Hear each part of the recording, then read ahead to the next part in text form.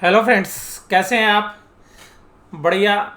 यार, कल एक व्यूअर्स का जो है सुबह मैंने मैसेज पढ़ा और मुझे काफ़ी जो है बुरा लगा उनका मैसेज पढ़ने के बाद।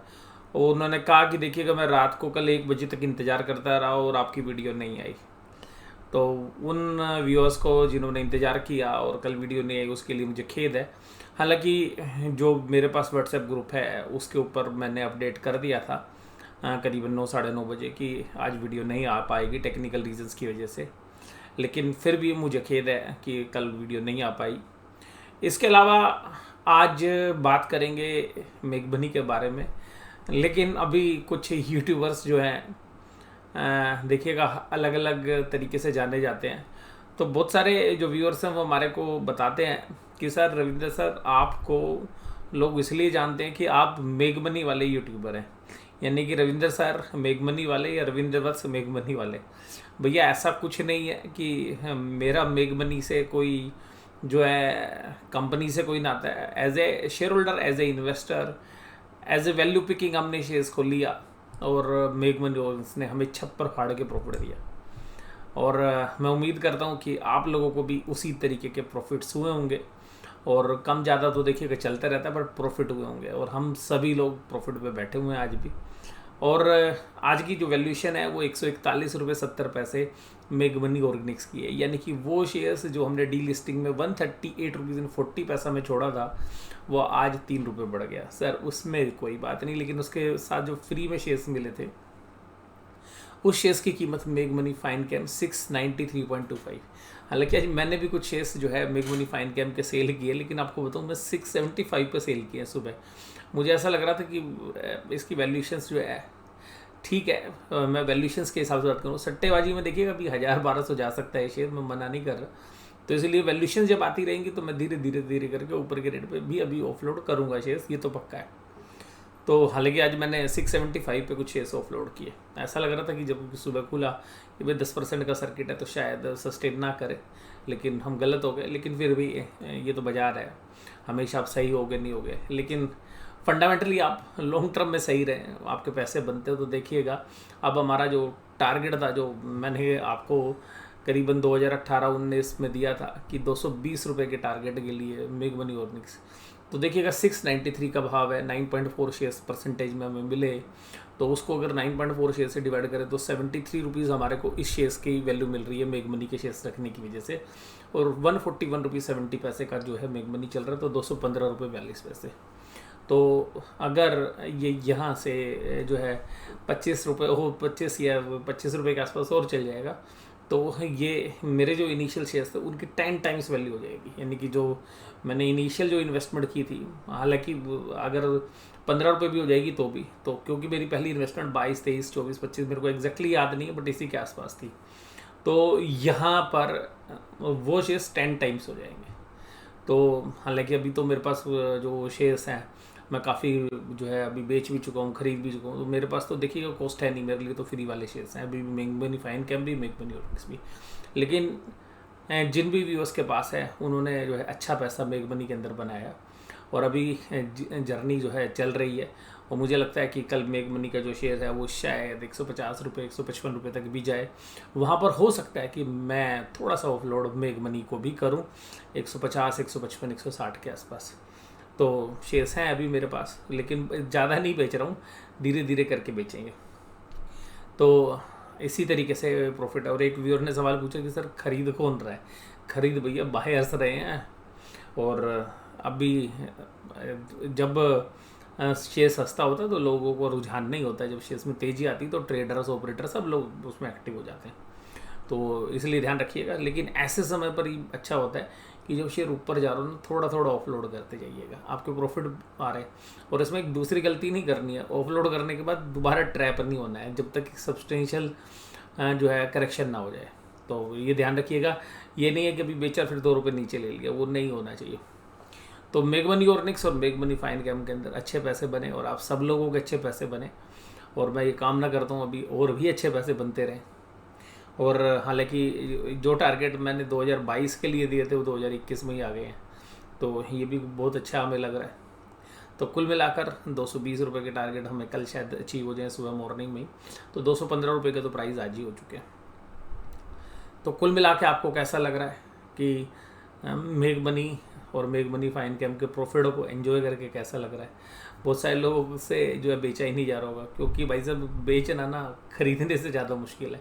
खरीदने में तो पैसा चाहिए, बेचने के बाद तो ये रहता है यार मैंने बेच दिया उसके बाद ऊपर चला गया। अरे यार ये तो होता है। अब मैंने 675 में भी बेचे और मैंने 2 दिन पहले भी जो है 603 रुपये में भी कुछ शेयर्स बेचे थे। यार ये तो बाजार है, चलता है। कोई भी मैंने अपनी वैल्यूएशंस निकाली, मैं थोड़ा सेल करता रहा, और ऊपर आएगा और सेल करेंगे। अरे जाता रहना 1200 रुपये तक सेल करते रहेंगे, 1200 रुपये तक, हमें कौन सी जल्दी है?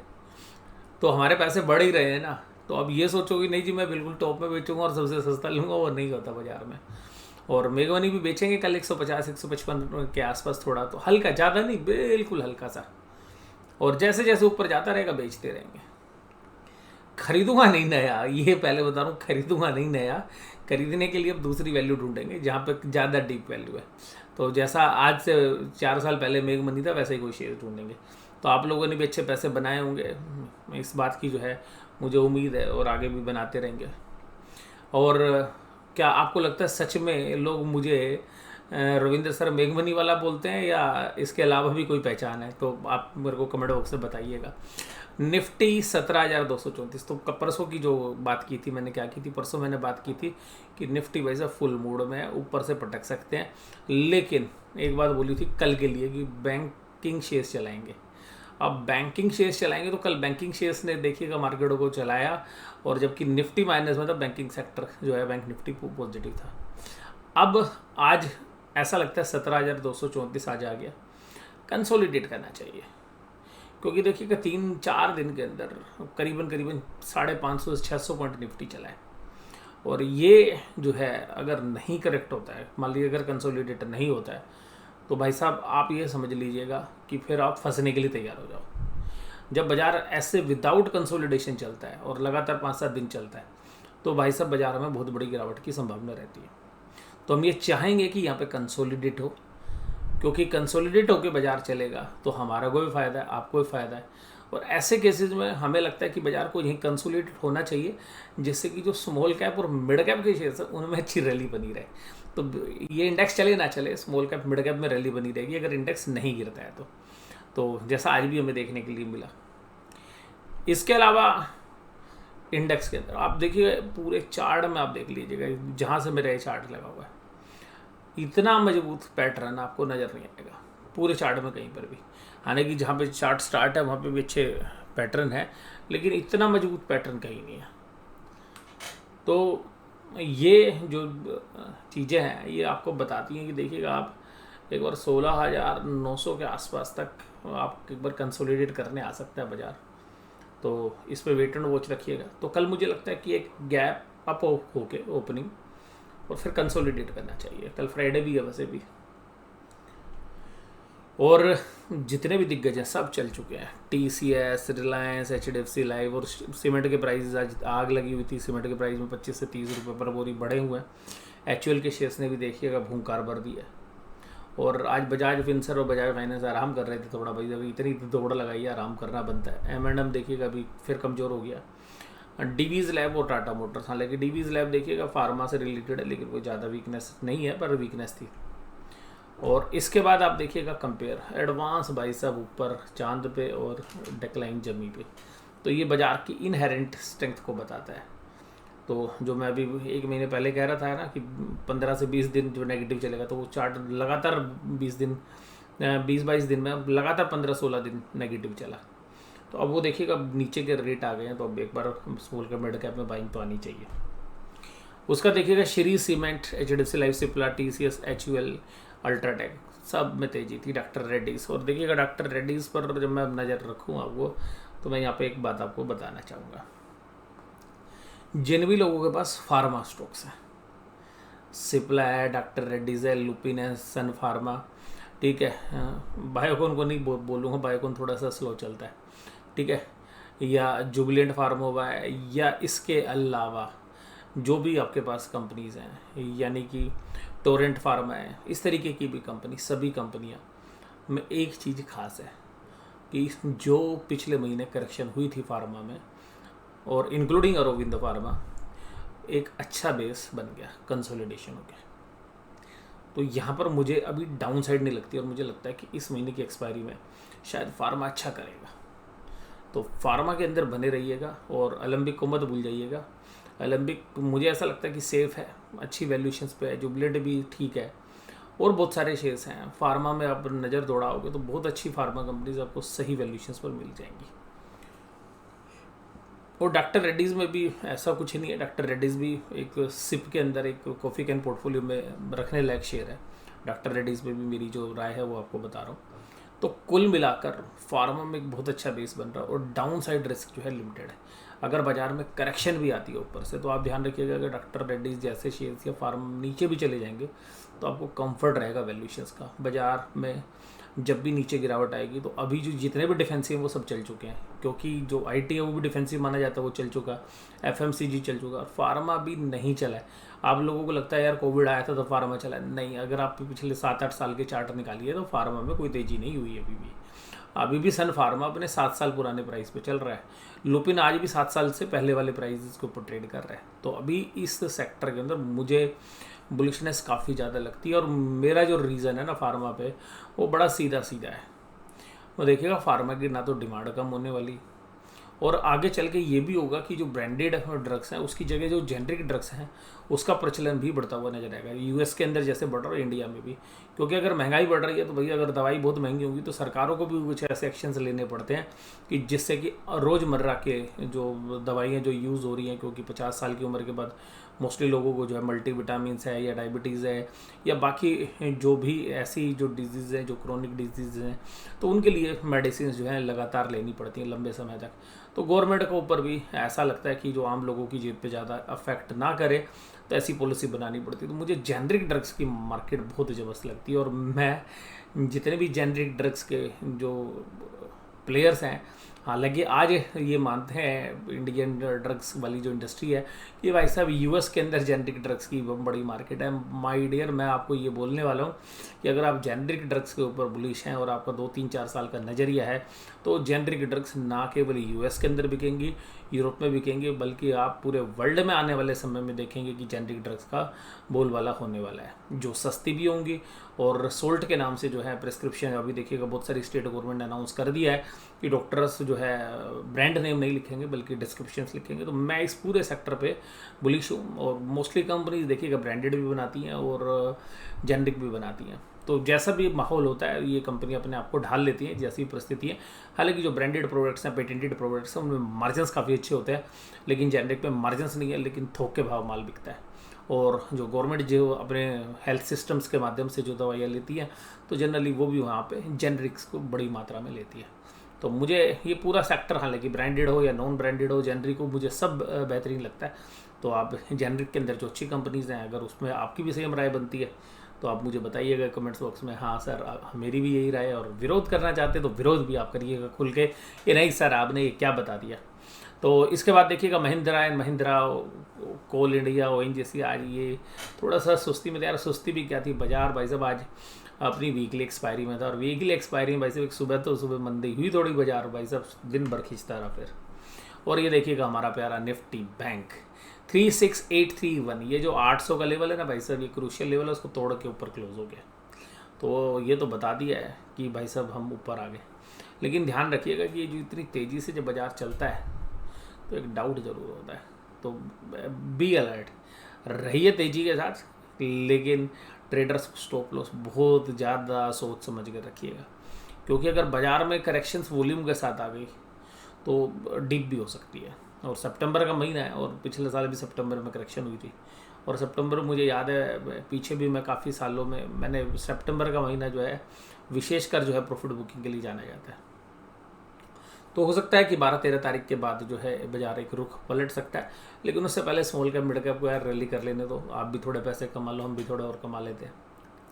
और इसके बाद होना चाहिए अभी, क्योंकि बाजार को ऊपर खड़ा भी रखेंगे, बाजार में थोड़ी बहुत करेक्शन भी होगी, तब भी स्मॉल कैप मिड कैप चलना चाहिए। निफ्टी बैंक ये देखिएगा, जो कल की ऊपर की कैंडल थी, जो एक तरीके से बुल्स ने जो है बिना वॉल्यूम के खींचता चला गया था, आज उसमें कंसोलिडेशन हुआ है।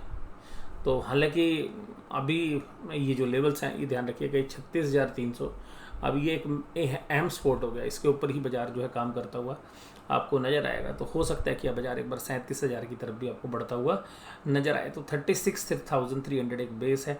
तो जब भी यहाँ पर बाजार आएगा तो यहाँ पर आपको बाइंग अपॉर्चुनिटीज़ जो है ढूंढनी चाहिए।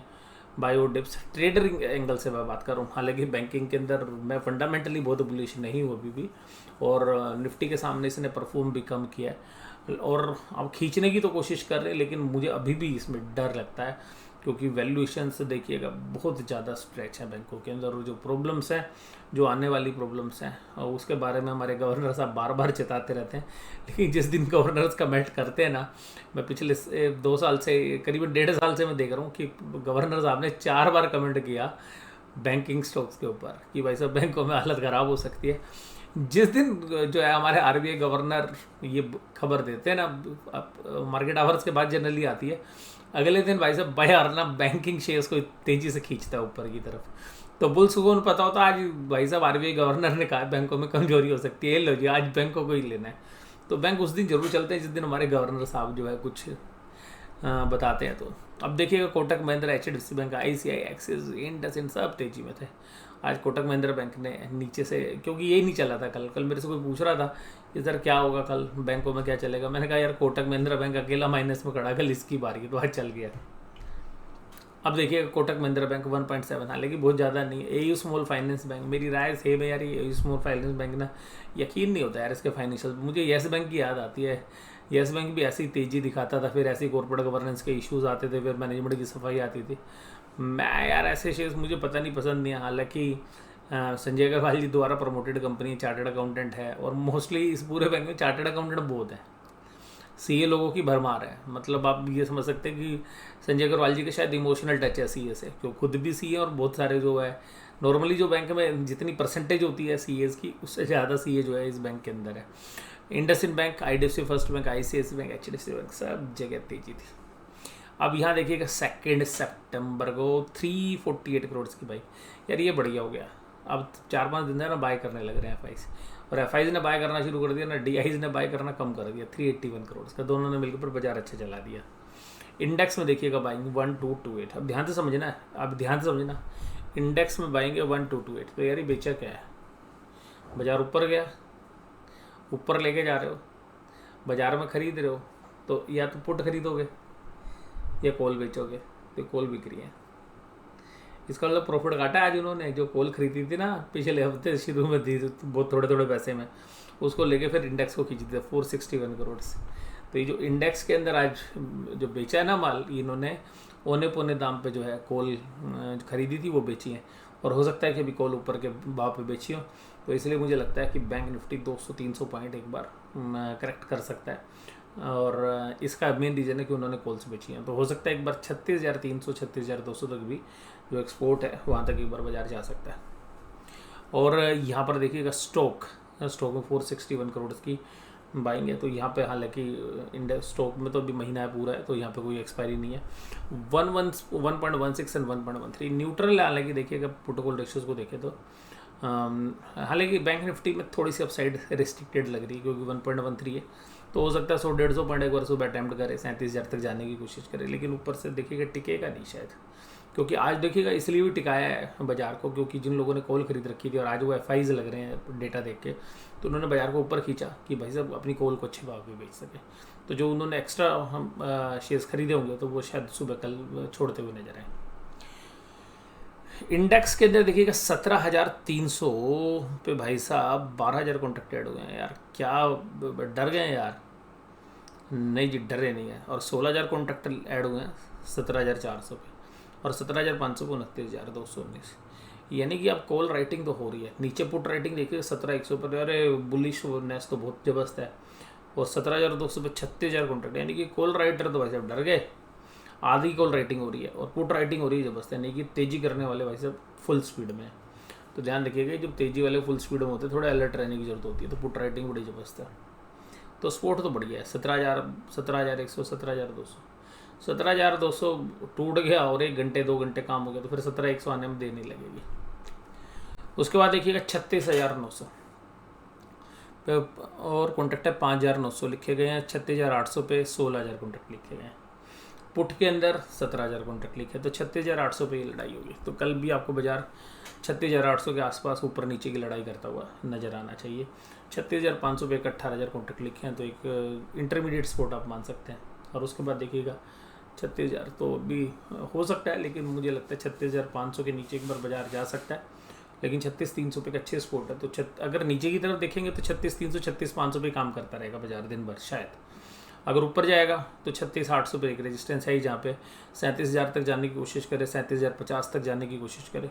लेकिन जैसे ही जाएगा ना, वहाँ पे सेलिंग प्रेशर आ जाएगा। तो 37,050, 37,100, 37,200, अगर 37,200 जाए तो एक बार माल बेच सकते हो आप। 37,200 अगर बैंक निफ्टी जाए तो एक बार बेच सकते हो, अगर जाए तो, क्योंकि 37,200 अगर जाता है तो फिर एक बार 37,000 आ जाएगा। और ये जो भी मेरे व्यू थे ये बिल्कुल इंडिपेंडेंट थे। तो आप में से बहुत सारे लोगों को मैंने मेग मनी से रिलेटेड सवालों के जवाब भी दे दिए, और अब बहुत सारे लोग इंतज़ार कर रहे हैं कि सर मेग मनी जैसा कोई दूसरा शेयर भी बताइएगा। जल्दी आएगा, चिंता ना करें, एक शेयर आएगा मेग मनी जैसा ही, मेग मनी जैसी ही वैल्यूशंस 2-3 साल के अंदर, जहाँ पे डबल पैसे होने की उम्मीद होगी। और इसमें तो यार डबल से भी क्या 3 गुना 4 गुना हो गए इसमें तो एक शॉर्ट पीरियड में। तो मुझे याद है कि जब मैंने यूट्यूब की जर्नी शुरू की थी तो पहला मेरा शेयर जो है 2017 की बात है। तो 2017 में जब मैंने स्टार्ट किया था अपना चैनल, तो मेरा पहला शेयर मेग मनी था, 50 रुपये के आसपास था, मैं ट्रेड कर रहा था। और वहाँ से अब देखिएगा 200 रुपये हो गया। तो 2017 से 2021 में 4 टाइम्स। और ये नहीं है कि और शेयर नहीं हुए, और भी बहुत होंगे, लेकिन वैल्यूशंस के साथ, यानी कि डाउन साइड के झटके ना लगे और शेयर्स 4 गुना हो जाए, तो ये सबसे खास बात है। तो डाउन साइड के झटके नहीं लगे और 4 गुना शेयर्स हो गए, तो जो है मुझे भी अच्छा लग रहा है, और पोर्टफोलियो में है तो इसलिए और भी अच्छा लग रहा है। आप लोगों को बताया और आप लोगों ने प्रॉफिट कमाई, इससे तो यार मेरी बाँछें खुल गई। तो जो बाँछें खिलनी है वो इसलिए है कि आप सब ने पैसे कमाए। यार मैं तो कमा ही रहा हूँ, लेकिन हमारे सब्सक्राइबर पैसा कमा रहे हैं और हमारे व्यूअर्स हमारे जो है पैसा कमा रहे हैं, ये सबसे खास बात है। और मैं इस पर आपकी जो है जो भी अपडेट थे ना, मैंने शायद मेरी सबसे ज़्यादा वीडियोस मेग मनी फाइन कैम के ऊपर है। और मैं आज आपको एक और बात बताना चाहता हूँ इसके ऊपर। और एक हमारे व्यूअर्स ने बहुत अच्छी बात कही और मैं वो आपके साथ बताना चाहूँगा। उन्होंने कहा कि सर देखो, शेयर तो आप बता देते और ये शेयर 4 गुना हो गया, बहुत बढ़िया बात है, लेकिन आपकी सबसे खास बात ये कि हमने जो खरगोश वाली वीडियो सुनी थी ना, उससे आपने जो कॉन्फिडेंस दिया, हमें बेचने से रोका, क्योंकि हम 2-4-5% का प्रॉफिट लेके निकल जाते, तो आपने बेचने से रोका। और एक मोटा प्रॉफिट कैसे कमाया जाता है, बहुत सारे जो हमारे व्यूअर्स हैं जो हमें पर्सनली कमेंट किया है कि सर मैंने पहली बार इतना बड़ा प्रॉफिट एक शेयर में कमाया है, और वो भी आपके खरगोश वाले एग्जाम्पल की वजह से। तो आप में से कितने लोगों को लगता है कि यार खरगोश वाले एग्जाम्पल की वजह से प्रॉफिट कमाया है। और दूसरी बात कि सर आपने ना जो कॉन्फिडेंस दिया उसकी वजह से हमने नंबर्स ज़्यादा रख लिए, यानी कि तो हमने परसेंटेज टर्म से प्रॉफिट ज़्यादा कमाया, और एक दूसरा इन्वेस्टेड अमाउंट हमारा ज़्यादा रहा, जिसकी वजह से हमने अच्छा प्रॉफिट कमाया। और उसके बाद जो है हमने बहुत सारी चीज़ें आपके साथ शेयर करते रहे, इन जो कंपनीज के बारे में आगे भी करते रहेंगे। लेकिन कुल मिला के जो है हमारे जो व्यूअर्स हैं उनके खुशी का ठिकाना नहीं रहा, और मेरे बच्चे भी बड़े खुश थे आज, और उनके भी जो है प्रॉफिट 4 गुना हो गए। तो वो भी कह रहे थे पापा 4 गुना पैसे हो गए। उन्होंने अब कह रहे पापा आपने पहले बताया नहीं, थोड़ा सा हमने पहले जल्दी बेच दिए। मैंने कहा भैया ये तो बाजार है, वो तो उन्होंने कुछ पहले बेचा था थोड़ा, तो कहते उसमें तो हमारे को और ज़्यादा प्रॉफिट हो जाता। मैं यही कहता हूँ भैया जो हो जाए उसमें ले लो। तो बच्चों को भी मैंने यही समझाया कि प्रॉफिट लिया ना, लॉस नहीं लिया ना, तो रिग्रेट तो बाज़ार में हमेशा रहने वाला है। तो जिन्होंने आज थोड़ा जल्दी बेच दिया होगा तो उनको लग रहा होगा, मैंने खुद बताया मैंने 675 में बेचा है, और मेग मनी तो मैंने आज नहीं बेचा, तो कल शायद मैं बेच सकता हूँ। 155 रुपये आए तो खरीदूंगा नहीं भैया अभी, अब बेचने की बारी है, खरीदने की बारी बाद में करेंगे। 100 रुपये के आसपास जाएगा तब बात करेंगे। तो अभी 100 रुपये के आसपास बात करेंगे खरीदने की। मेग मनी अभी चलने दे भैया, ऊपर हमसे माल लिए जा।